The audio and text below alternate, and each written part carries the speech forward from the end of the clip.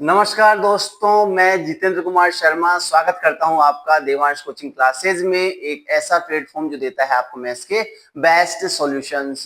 दोस्तों, आज शुरू करते हैं हम एक्सरसाइज 6.3 क्वेश्चन नंबर 6। क्या कहता है question? In the figure if triangle ABE congruent triangle ACD then show that triangle ADE similar to triangle ABC।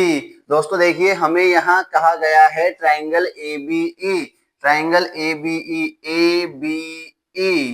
ABE अगर मैं इसे यहाँ बना के दिखाऊं तो देखिए दोस्तों कैसे बनेगा।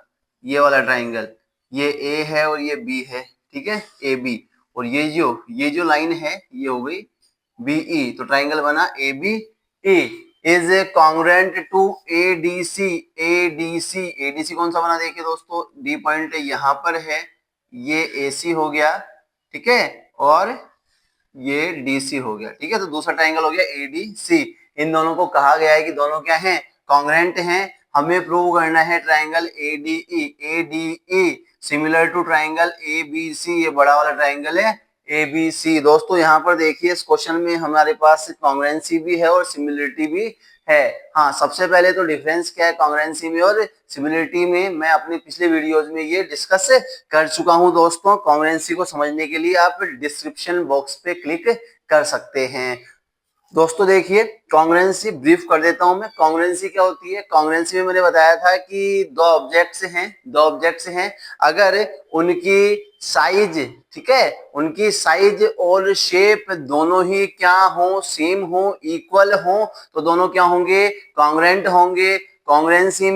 कॉन्ग्रुएंसी में जो कंसेप्ट चलता है वो चलता है SSS, यानी एक ट्राइंगल की तीनों साइड्स दूसरे ट्राइंगल की तीनों साइड्स के साथ क्या हो?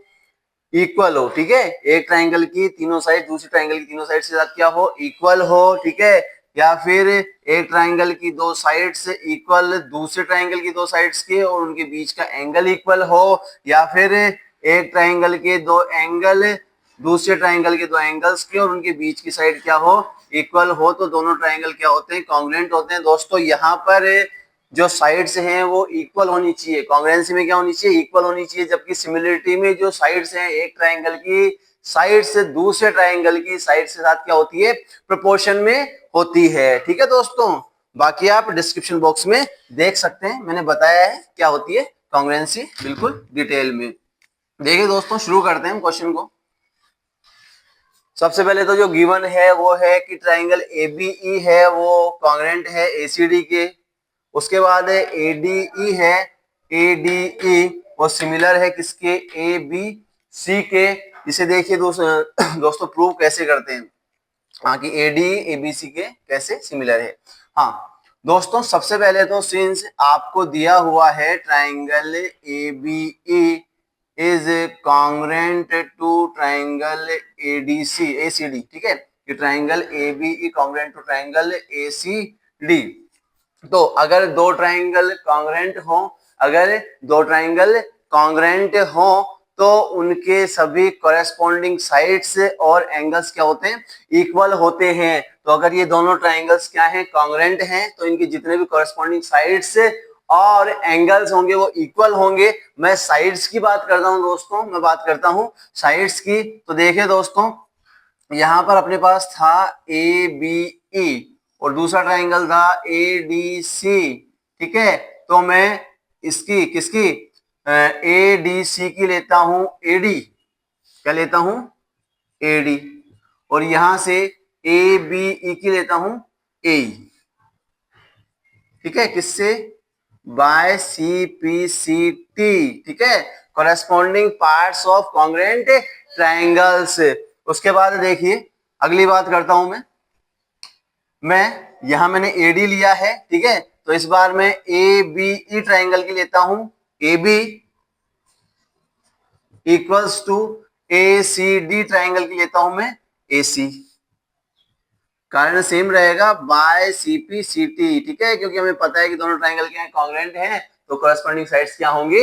इक्वल होंगी। इसको मैं इक्वेशन फर्स्ट बोलता हूं, इसको इक्वेशन सेकंड बोलता हूं। दोस्तों अभी मैं क्या करता हूं, जो इक्वेशन फर्स्ट है, by dividing by dividing equation first, ठीक है, बाय इक्वेशन सेकंड, ठीक है। इक्वेशन फर्स्ट को मैं सेकंड से क्या कर रहा हूँ, डिवाइड कर रहा हूँ। तो देखिए क्या मिलता है हमें, हमें मिलता है AD upon AB equals to AE upon AC, AE upon AC, इसे मैं इक्वेशन 3 कहता हूँ। अब दोस्तों लौटते हैं जो हमें प्रूव करना था। दोस्तों देखिए हमें प्रूव करना था ADE, ठीक है, और दूसरा था ABC, ठीक है दोस्तों। तीन बातें प्रूव करनी है इन दोनों को सिमिलर प्रूव करने के लिए। देखिए दोस्तों मैं यहां से ये हटा देता हूँ, ठीक है, ये अपने किसी काम का नहीं है, ठीक है। हमारे पास जो प्रूव करना है, ठीक है, उसमें क्या डायग्राम निकल के आते हैं दोस्तों, देखिए हमारे पास ये डायग्राम निकल के आता है, ठीक है। एडीई और एबीसी, इसमें आप बिल्कुल ठीक देख पाएंगे, ठीक है, कि कौन कौन से ट्राइंगल हमें लेने हैं। एक तो ये छोटा वाला और एक ये पूरा बड़ा वाला है। यहाँ देखिए एंगल ए है वो इक्वल होगा एंगल ए के, क्या है दोनों कॉमन है, ठीक है। दूसरी बात देखिए हमारे पास इक्वेशन 3 में क्या था, AD अपॉन AB था equals to AE upon AC था। इसको लिखूंगा फ्रॉम इक्वेशन 3। ओके देखिए AD अपॉन AB, छोटे वाले का AD, बड़े वाले का AB, छोटे वाले का AE, बड़े वाले का AC, ठीक है दोस्तों, ठीक है, कि दो साइड से दोनों ट्राइंगल की दो साइड्स तो क्या हो गई, प्रोपोर्शन में हो गई, और उनके बीच का एंगल क्या हो गया, इक्वल हो गया, ठीक है। तो मैं किससे SAS सिमिलरिटी थ्योरम से क्या कह सकता हूं, ऐसे सिमिलरिटी थ्योरम से मैं क्या कह सकता हूं, मैं कह सकता हूं कि ट्राइंगल है ADE है वो सिमिलर होगा ट्राइंगल ABC के, ठीक है दोस्तों। हमें यही प्रूव करना था। लेकिन दोस्तों इस क्वेश्चन से हम क्या देखते हैं कि इस क्वेश्चन में हम देखते हैं कि जो मैथमेटिक्स में सभी चीजें वो आपस में क्या हुई, जुड़ी हुई हैं, ठीक है। आपने इस चैप्टर में सिमिलरिटी पढ़ रहे हो आप, ठीक है, लेकिन आपको कॉन्ग्रुएंसी का नहीं पता, आपको कॉन्ग्रुएंसी का नहीं पता, तो आप इस क्वेश्चन को नहीं कर पाएंगे, ठीक है। तो दोस्तों हम केवल अच्छे मार्क्स अचीव करने के लिए ही नहीं पढ़ते, ठीक है। अगर हमने जो 9th क्लास में पढ़ा, आपकी कॉन्ग्रुएंसी थी 9th क्लास के सिलेबस में थी आपके, ठीक है। आपने अगर 9th क्लास पढ़ी है तो बच्चे क्या देखते हैं, ठीक है यार 9th क्लास है, बोर्ड नहीं है, तो ठीक है हो जाएंगे पास, ठीक है। ऐसा नहीं है, वहां आपको कम से कम जो कंसेप्ट है वो तो समझते हुए चल रहे हैं। कॉन्ग्रुएंसी का कंसेप्ट 9th क्लास में था, ठीक है। अगर आपने 9th क्लास में कंसेप्ट समझा है तो वो कंसेप्ट आपके इस क्लास में, ठीक है, 10th क्लास में काम में आ रहे हैं, ठीक है। तो आपके पास कोई सी भी क्लास हो, कोई सा भी चैप्टर हो, कोई सी भी एक्सरसाइज हो, कोई सा भी टॉपिक हो, ठीक है, आपको कंसेप्ट क्लियर करते हुए चलना है, ठीक है। पता नहीं कहाँ कौन सा कंसेप्ट काम में आ जाए। धन्यवाद दोस्तों।